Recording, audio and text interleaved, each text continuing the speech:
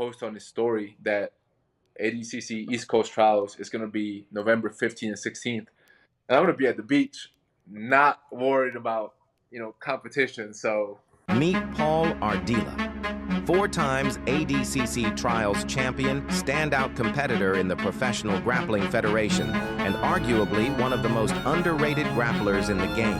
A rare breed in the jiu-jitsu world, Paul balances a full-time career outside the sport, proving that you don't have to choose between passion and profession. Representing American top team Atlanta, he brings dynamic wrestling, a sharp leg lock game, and years of elite grappling experience to the competition circuit.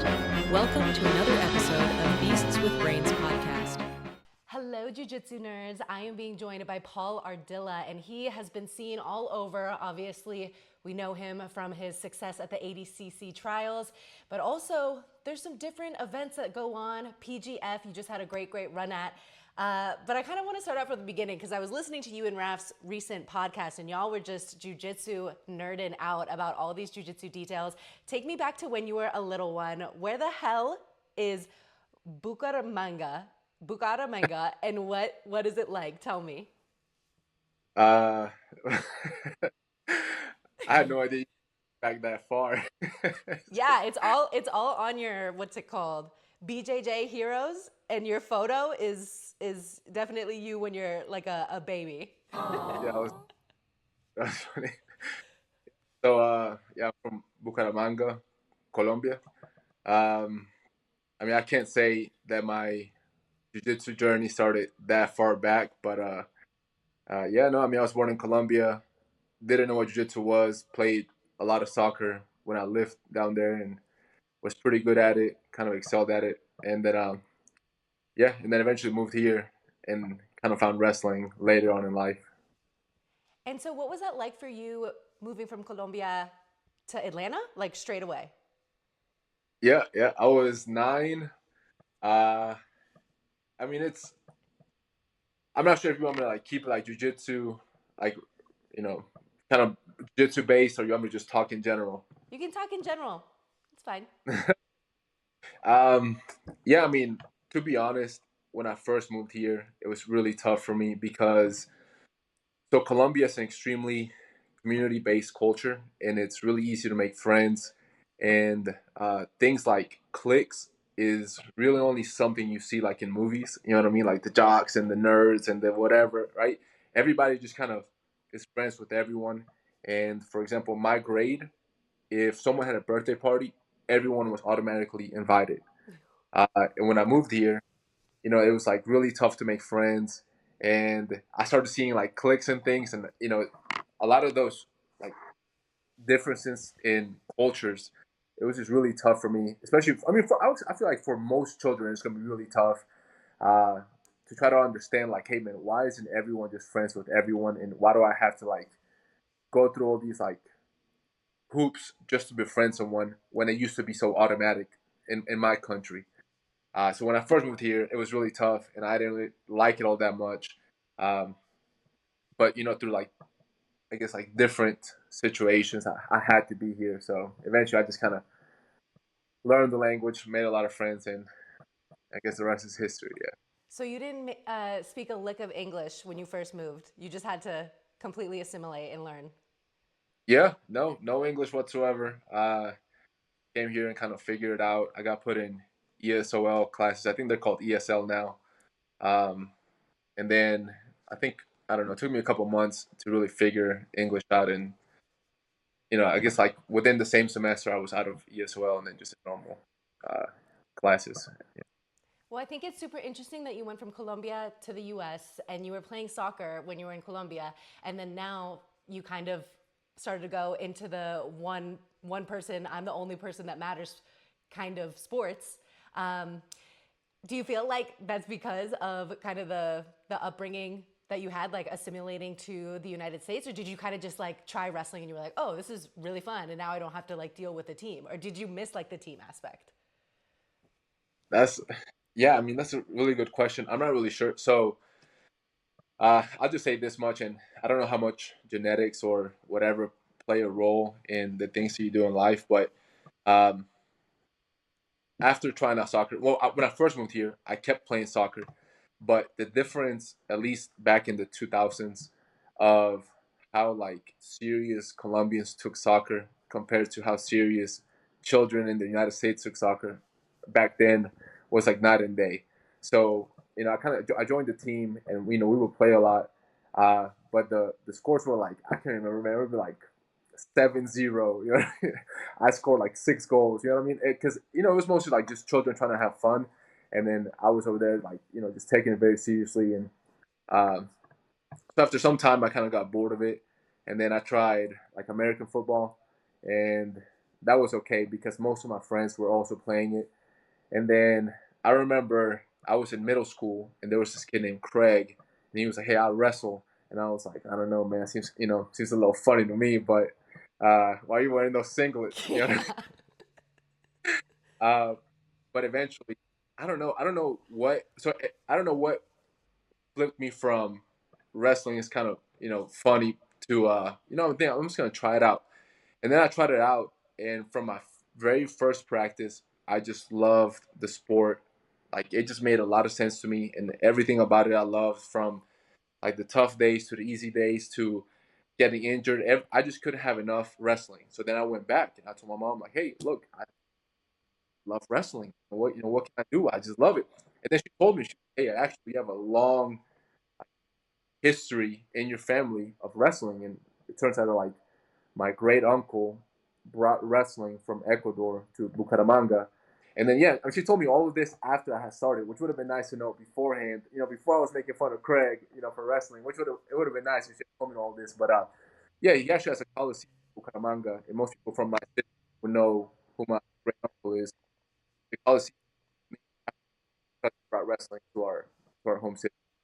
So when Paul's McDonald's Wi-Fi was going out, I think I missed when he said his uncle was one of the pioneers to bring wrestling to Bucaramanga. And I found this on my Nancy Drew shit, waiting to confirm with him if that is his uncle. I think it's also so precious that you and your brother have such a sweet relationship, like so close in age. And he was also a wrestler. So I thought that the reason that you might have gotten into wrestling was because of your brother, but no, it's because of this guy, Craig.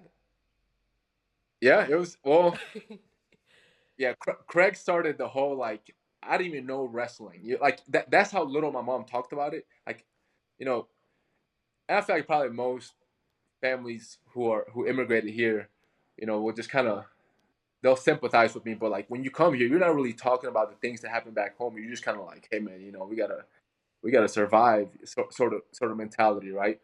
But yeah, I mean, I didn't know anything about wrestling until Craig just kind of started talking about the sport that he did. And then I did it first, and then my brother, because I did it, then he tried it out.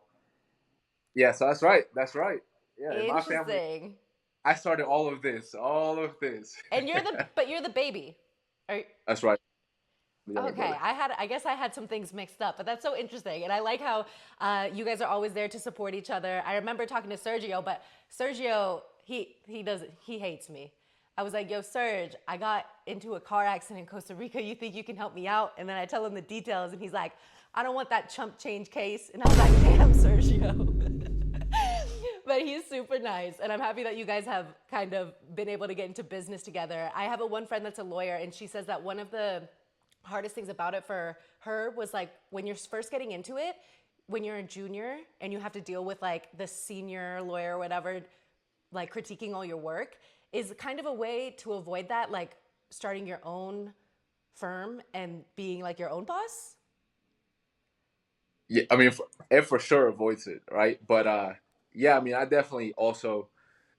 I'm not gonna say that I've always had a problem with authority, but it's I'm not the biggest fan of it. And in my last firm, kind of the same thing. I had like a supervisor who was just really like on me about like goofy things, and um, I'd actually just tried a case before I decided to move out on my own. I tried a case and like set a record in one of the neighboring counties around us, and then like the day after, it's like 9 in the morning. She sort of called me like, "Where are you at?" You know what I mean, sort of thing. And I was like, "Look, I'm out, man. If I'm doing this for other people, I can do it for myself."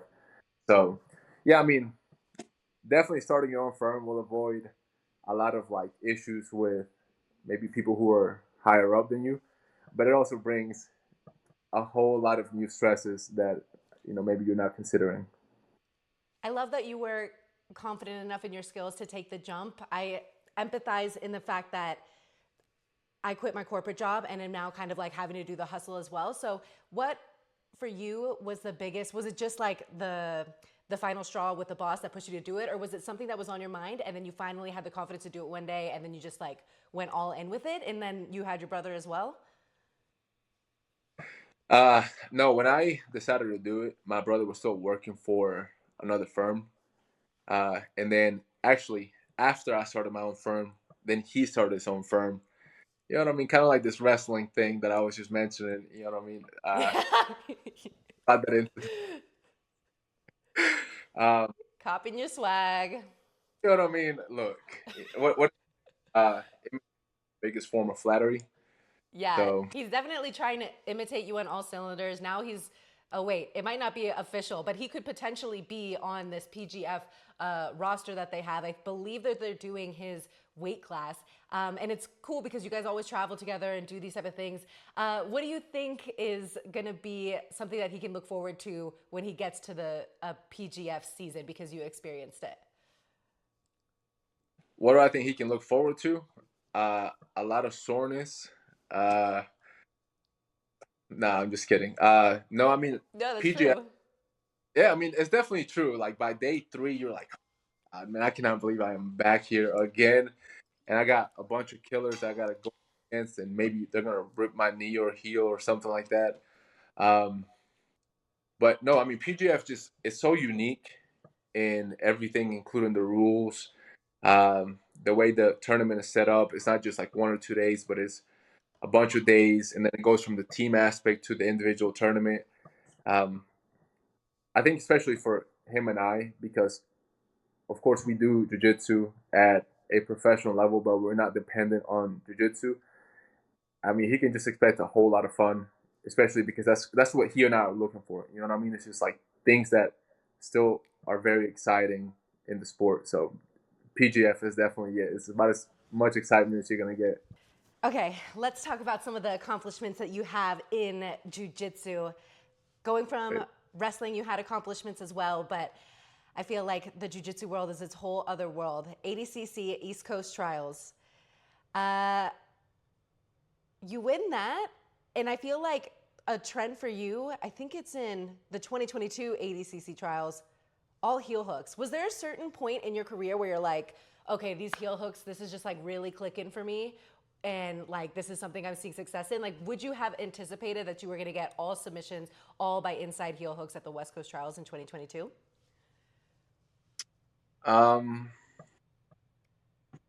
yeah, I mean, look, I think around maybe like a couple years before the 2022 trials, I had a couple of ADCC champs that stopped by the gym by ATT. Um, and at that point, I was already playing a lot around with my heel hooks, and I was tapping these guys out too. And then I saw Jorge Masvidal's one of his interviews where he was like, "Look, I don't know what happens, but like in the gym, I'm pretty much just like cracking through everyone, and I'm just going off. And then when I get to competitions, I'm way more reserved." And he was just, I can't remember like how he phrased it, but it was something along those lines. Like, look, man, I'm just gonna go out there and I'm gonna go out to knock people out instead of just being more strategic. And it made me think like, look, man, in training, because I'm always hunting for the submission as opposed to like just trying to win, right? My game is very different than how I'm competing. Because back before those trials, it was more about like being strategic to win as opposed to just get the sub. And then whatever that interview comes out, those guys stop by the gym. I tap them out also with heel hooks, like all sorts of ways. And I was like, you know what, man, fuck it, man. Next tournament, next trials, I'm just gonna heel hook the fuck out of everybody, and then it just kind of worked out. And so that was the West Coast Trials, which means that you didn't have success at the East Coast Trials and then you had to travel. Is that what happened? Uh, so I did East Coast trials, and I got third, and the match I lost was a referee decision against Bones, Devontae Jones. And again, in that match, I was starting to get a bunch of heel hooks, and then at that match, I was like, okay, I'm just gonna win this match. I'm not gonna try to, go for my heel hook. I'm just gonna try to win this match. And then of course I ended up losing a referee decision. And then in West Coast Trials, that's when I was like, that's it, all heel hooks, no more thinking about winning, just thinking about getting this heel hook. So what is it like being a competitor? Like an ADCC is kind of the biggest thing that you could win. Was it just like an automatic like, okay, well now I definitely have to go to West Coast Trials, book the flight? Or is it something that you kind of consider with just your work schedule and like, is it really worth it for you? Like, or is it always like, oh, 110%, I'm always going to be going to the trials? Yeah, I mean, and I get this question a lot, especially now because I've won the trials so many times. People are always asking like, why do you keep doing the trials? But the majority of people get their invitations after trials are done. So it's like you're taking a massive risk by not going through trials and just hoping that you're going to get an invitation into Worlds. But yeah, I mean, definitely, it would have to be a pretty big event in order for me to not do at least one set of trials. And of course, for me, I can do 4 trials because I can do both American or North American and South American trials. Um, but so far, I've only had to do North American trials. But actually, this year, because East Coast Trials happens to be while I'm going to be in Brazil running a camp, I might actually have to do South American trials for the first time. Wait, so was that like an oopsie, or were you like intentionally kind of scheduling the camp around that time?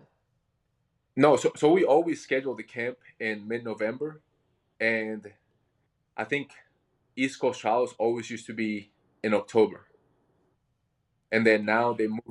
Yeah, it just came out. Like I just saw Mo post on his story that ADCC East Coast Trials is going to be November 15th and 16th, and I'm going to be at the beach, not worried about competition. So. Good for you. I feel like, do you think the South America trials are easier? I think they're different, at least from the games that I've seen. I think North American trials you have way more heel hooks, like techniques are more precise, and then in South American trials, I think you have more creativity and a little bit more athleticism, more agility. So I think they're just different. I think for my game, um, maybe South American trials are a little easier because you have less heel hooks. And when we're looking at PGF and what you were able to accomplish there, if someone who is new to jiu-jitsu could go back to any of your highlights, which one at PGF do you think they should go back and watch? Oh,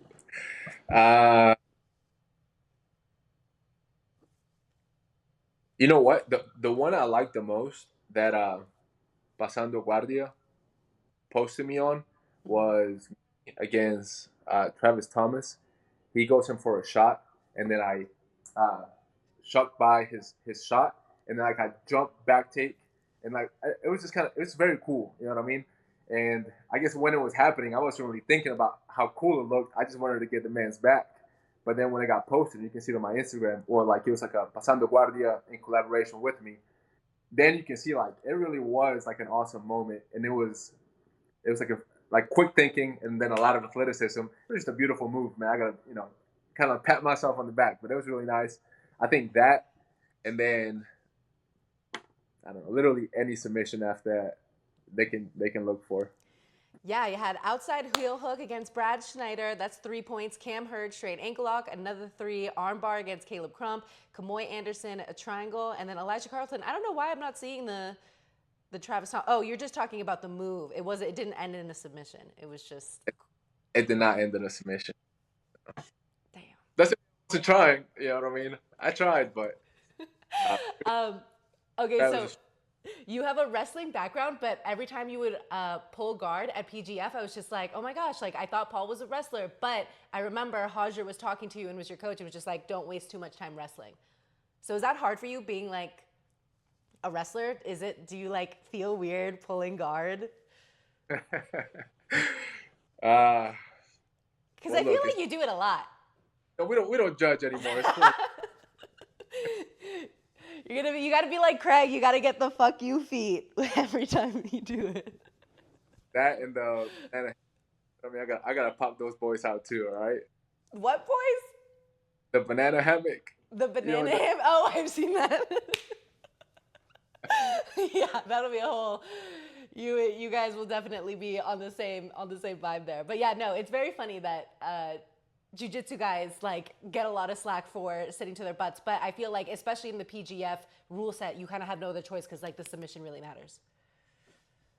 Yeah, I mean, well, I guess first to answer your question is it hard for me to pull guard? No, it's way easier for me to pull guard rather than having to wrestle these boys to death. Uh, but yeah, well, one of the things that I guess Hodger kind of realized was I can't remember what match I was having, but deep in my core is still a lot of wrestling. You know what I mean? Deep And down. smacking me around. First of all, like if I already pull guard, I'm like, come on, man. You know what I mean? I already gotta accept this, position, and I gotta be scooting on my butt. You don't have to smack me around. But if you smack me around, now I gotta get up. I gotta go to my feet because I gotta smack you around too. You know what I mean? I can't just accept you slapping me around in front of all these people. Now I gotta hit you one of these back. Anyway, I was having a match with someone, and then he saw that I probably could have gone for more submissions, but then he started trying to wrestle me to death. So then I started wrestling him to death, and no subs were. I didn't get any. I didn't get a submission in that match. So Are then you we kind of talking talked. about you and Ernesto? Nah, hell no, man. Look, with me and Ernesto knows literally every one of my submissions, and in training, it used to be when he used to weigh $160. I don't know if he'll get mad at me for saying that he used to weigh $160, but Ernesto used to be really skinny. And when he first came in, I used to catch him in submissions all the time. But Ernesto's also really smart, so he started figuring me out. And now, in order for me to catch him in a submission, it's like super, super difficult. And he also, by I don't know what means, gained a bunch of muscle. You know, I just leave that to whoever's listening, imagination of how he gained 30 pounds of muscle. All right. Oh snap! Accusations. No, I'm kidding. But yeah, no. With Ernesto, I can't just throw my normal game because he already has all. He knows my game and knows how to counter it perfectly. So I try to do a bunch of things that he hasn't seen. For example, like slamming him as hard as I could, flying arm bars, and whatever sort of goofy things I was doing during that match. But no, it was not the match with Ernesto. I think it might have been the match with maybe Abe. Yeah, I think it's Abe because that was another draw. That's the Yeah. only thing with the PGF format. You sometimes end up with a lot of draws. But so it's you, Sergio, Ernesto, teaching in Brazil. How long has this been going on, and why is it always Brazil? Like that's a special place in your guys' heart. Yeah, I mean, so I moved to Brazil when I was 21 for a year, and uh, loved it, loved the culture, pretty much everything about it. And then when I was in Brazil, my brother also moved down for a couple of months, like 3 months, just to a different city, and he also loved it. Um, I can't remember who came up with the idea. I think it might have been my brother, but I think, yeah, maybe him. He wanted to start a camp and just bring everybody down so they could kind of experience what we experienced. Um, but anyway, even before the camp, we kept on going back to Brazil just for like vacation, visiting friends. I was the best man at one of my friends' weddings down in Brazil, and I'm the godfather to one of their children. So I have a lot of connections to the country itself. Um, but yeah, and then we vacation there all the time, go there all the time, and then eventually, I guess the idea of the camp started, and this is now our third year doing it, and every year it's grown. I don't know, pretty substantially. Uh, Maybe this year we'll also have like a new record of people. Last year we had 40 people, and hopefully we have a little more this year. Yeah. Wow, that is definitely a lot of people. I've been to one before, and I I feel like a lot of the people were local to Mexico or from San Diego. So when it comes to running those type of events, what do you think is a good piece of business advice that you've learned in your 3 times doing it so far that could be helpful for other people that might want to do this? Hire someone else to do all the work? No, I mean, yeah, that would be nice. I mean, definitely not just in I guess for like jiu-jitsu camps, but just in general, the most important thing is going to be sales. You know what I mean? Even for example, in my business, like um, customer acquisition is extremely important, and you can't. I wouldn't put the most important task on another person. So, for example, the majority of the clients or the customers that we're getting for the camp, as well as in my business, is something that we're doing personally. We're talking to people like, hey, we're doing this camp, and this is what it looks like. And of course, you should already have like your elevator pitch ready as to why you feel like this camp is going to bring value to someone's life, or my law firm specifically, or whatever business you have. But have your elevator pitch ready, and then have it well structured out. Like, don't, like, for example, so we do a dinner on the first day, and then we explain like Brazil, the culture, the dangers, pros, cons, right? And then we have 2 days of hard training, and it's already scheduled out. And then we have a boat day, and then we have beach day every single day. You know what I mean? Like, it's all well structured. That way, people can choose to either, hey, we're gonna participate in whatever, or we're gonna go do our own thing, right? And I think that gives people a lot of like ease when it comes to traveling to a whole different country for the first time, which a lot of our people was their first time going to Brazil. And same thing this year. It already seems like there's a lot of people going for the first time. People getting their passport for the first time going to Brazil. So I think that the fact that we already have it well structured is a lot of help for that, or at least for our like little elevator pitches that we're doing.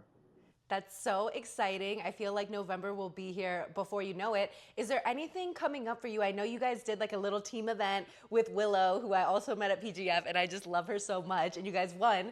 So has there been anything recent or in the future that you're looking forward to participating in? Um, Or are they secrets? no, I mean, I was doing the ADCC Open here in Atlanta, but I've been kind of like following up with the people who are signing up per weight class, and believe it or not, I always compete in the 99 kilogram weight class, but I only weigh like 200 pounds, like 203 pounds when I'm in shape. Little asterisk on that. When I am in shape, how much I weigh. Uh, so I was going to compete in 200-pound weight class, which is just my normal weight class, but I haven't really seen anyone that would make sense for me to do this whole thing, and like pretty much nothing that would be like, oh man, I really want to compete against this person, type of thing. So I'm not sure if I'm going to compete in that. Other than that, I mean, I'm not really sure. If Willow hits me up for another tournament, I gotta say that was actually really fun. I thought I wasn't gonna enjoy it, but I had a lot of fun going over there and competing. Um, Yeah, and she makes you a graphic. You guys get to bond. It's a whole thing. When it comes to the biggest weekend in submission grappling, ADCC versus CJI, you were here for ADCC. I heard a little bit of your takeaway and your brother and your opinion about the whole situation with fighter pay in general. What do you think is the biggest effect from that weekend that you've noticed from your perspective as an athlete? from what we can the ADCI. ADCC versus CJI, like everything that came with that. Ah, yeah. I mean, look.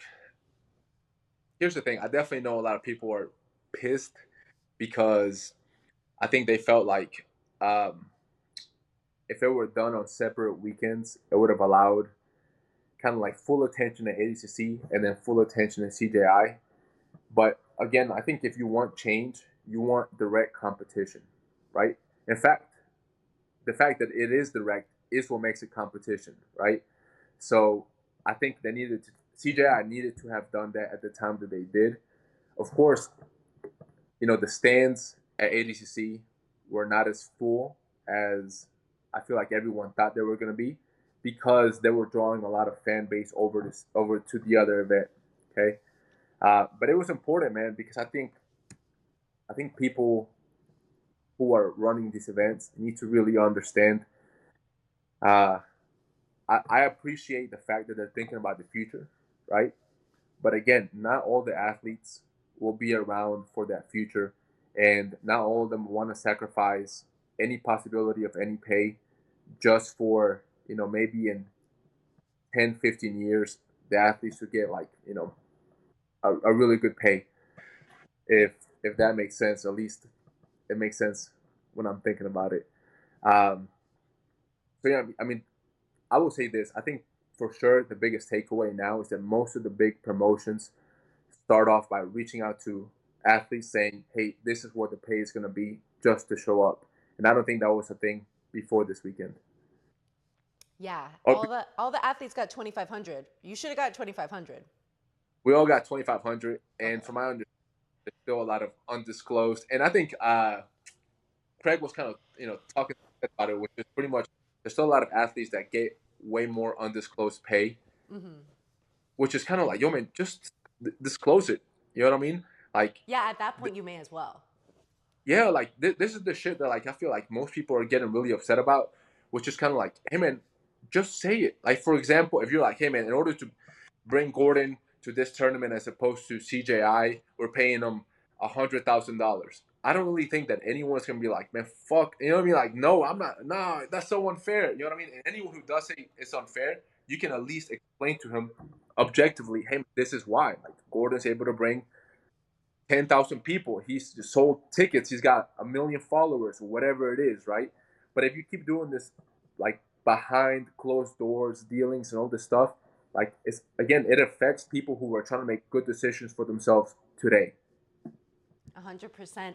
So how does Paul Ardila get on to CJI2? Like, what do you think the route is? Because it's a team event and they have like these powerhouse teams. And I'm not sure that like ATT really qualifies as one, or if you guys have been putting your guys' name in the options of being picked as CJI. So what do you think is your route? Have you been paying attention to the different news that they have with like the wild cards and the Misfits team? Yeah, I kind of was looking at it. You're right. ATT definitely doesn't have the pool that other teams do. I do see that there's like a wild cards, or a like a specific team that if you ask or something like that, you can get on it. Um, I think for last CJI, I had a lot of people like reach out to Craig and like Nicky Rod and all this stuff, and I think they were saying that they were considering putting me into that tournament. Um, but for this one specifically, I saw that Craig posted on like a comment like, "Hey, if you want to be a part of the CJI," I'm not sure if he was like joking around, but he was like, "Hey, you gotta beg me." And I'm not about to beg anyone for a fucking tournament, man. So unless it's like a I think or sometimes he's just like pulling people's chain on who he doesn't like in the industry, but because like I think that one probably would have been about the Australia team and maybe his beef with like Isaac Michelle or something. But he also is just like wants people to maybe ask. I don't know, but like now it's not up to Craig because now the coaches decide. oh wait, is there a coach for the wild card team? It's the Misfits team, and there's probably going to be a lot of information on that soon, um, which will be very exciting because I feel like it was definitely a miss not having you on this inaugural CJI. So that's why I really hope that you can get on to CJI too. I think now that ADCC isn't going to be conflicting with it too, it's a perfect opportunity as well. And I also feel like you would be a really good face as like a UFC grappling champion. And I know that one of the things that they want to do is the belt. And so is that something that you would be interested in, like coming out to Vegas, competing at the UFC Apex? Yeah, for sure. Oh yeah, for sure, man. Yeah, absolutely. I mean, here's the thing. I'm interested in doing most competitions. Uh, but if there's like a more objective way of getting into it, I think I would prefer that over, I don't know, kind of like, you know, butt licking my way to the top. I'm just never really been like, I'm not a fan of that. Yeah. If there's trials or something like, who's the best 88 kilogram for the misfit team? Like, hey man, just put us all in a competition, and whoever wins, pick that person. I'm pretty confident that I could get that position. You know what I mean? So I would prefer something like that. Of course, if they reach out, that would also bypass this whole competition idea I'm creating, which would be cool too, and I'm all about it. But yeah, yeah, I mean, pretty much, I'm down for any tournament. That's very exciting. I don't think it all comes down to the ass kissing and stuff. I think part of it comes down to like marketing yourself as well, which I think sometimes you're too busy to do, which is fine. But I definitely think 2025 should be your year to like get on all these different cards. So I hope that happens for you. Other than the jiu-jitsu, it's BJJ Camp Rio. That's right. That's right. Where can people find more information about all that? So we have a website, BJJ Camp Rio, as well as an Instagram, BJJ Camp Rio. You can always hit me up, Ernesto up, my brother up, or even Jucal. English, Spanish, Portuguese, whatever language you need. We have a Polish person running our social media on BJJ Camp Rio. Pretty much every language that you may speak, we are prepared to give you all the information and whatever else you need if you're interested on going. If you are a girl and you're considering going and you're like, hey, look, I'm not really sure, for whatever reason, I'm not even messing around, we have way more girls going this year than, or we have way more girls than boys going this year, which is nice. And I don't really know why it turned out to be that way. I think last year we had more. Look at a little thumbs up. We have more guys than girls, but yeah, so far there's been more girls signed up than guys. So you'll definitely be in a lot of good company, and we may even have a special guest instructor this year, and that will be decided soon. And if we do, I think everyone is gonna love this instructor, myself included, actually. Ooh, so excited. Well, we cannot wait to hear more about that. If there's anything else or sponsors, teammates that you want to give a shout out to, the floor is yours. All right. Shout out to my brother, of course, Sergio Ardila. Shout out to my little brother, Ernesto Rivera. My team, ATT, and my city, Atlanta. I don't know, man. I just keep shouting people out. Shout out to the little teens coming up in our gym. Ben, Daniel, Tuvia. These boys are going to be beasts when they grow up. This is now my second podcast shouting them out. Daniel, you really disappointed me in your last training performance. So specific. I love it because then I can just clip this video or the podcast and then send it to them, letting them know exactly how I feel. Daniel will never tap me out, all right? Well, thank you so much, Paul, and so sorry to Daniel. Oh, wait, before you go, can you tell everyone what your full name is? Oh my God. You want like including my last names or? Yeah, and do it with the accent. Paul Sebastián Mauricio Ardila. Ardila. I messed up. No, do it again. So my first two names are Paul Sebastián Mauricio, and then my last names are Ardila Ibarra. So in Colombia, you keep both your dad's last name and your mom's last name. If you enjoyed that interview, be sure to check out this one.